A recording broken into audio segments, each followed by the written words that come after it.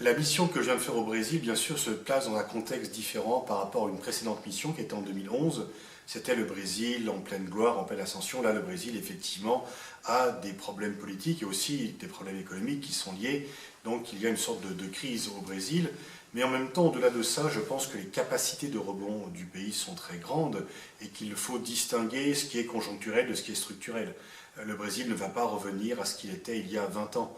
Le Brésil va rester un pays important et il ne restera pas éternellement dans cette phase qui d'ailleurs ne concerne pas que lui, parce qu'il y a beaucoup de pays émergents qui ont progressé énormément au début du XXIe siècle et qui sont en crise à différentes manières, de la Russie à la Chine, en passant par la Turquie. Ceci, bien sûr, est spécifique au Brésil et en même temps, il y a un mouvement général. D'ici quelques semaines, il y aura les Jeux Olympiques.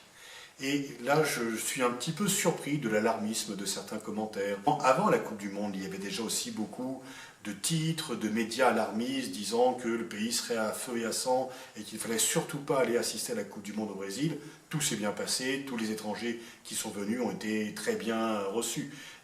Et pour les Jeux Olympiques, je pense qu'il y en aura de même. C'est que c'est très important pour le Brésil. Les querelles seront mises de côté. Pour la période, il y aura aussi une trêve olympique finalement pendant cette période-là. Et le Brésil, Rio est prêt et le Brésil montrera son meilleur visage. Donc les Jeux, non seulement se passeront bien, mais seront bénéfiques pour l'image du Brésil.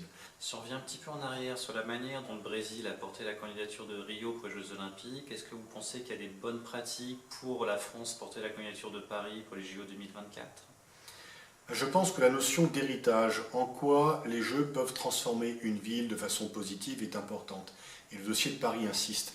Le CIO veut montrer que, loin d'être un organisme qui réduit à la misère les villes, qu'il accueille les Jeux, veut que l'on puisse dire que les Jeux ont transformé de façon positive les villes. C'est tout l'argumentaire de Rio d'ailleurs, comme ce fut l'argumentaire d'autres villes antérieurement. Et la candidature de Paris aussi axée là-dessus. Les Jeux doivent permettre à la fois de transformer à un coût limité, parce que c'est important, c'est fini les jeux pharaoniques dans lesquels, pour des questions de prestige, on dépense beaucoup d'argent. Donc ce n'est pas des dépenses de prestige, mais des dépenses durables, qui servent par la suite, une fois que les jeux sont terminés, qui servent à la population. La notion d'héritage positif pour la ville et pour la population est extrêmement importante.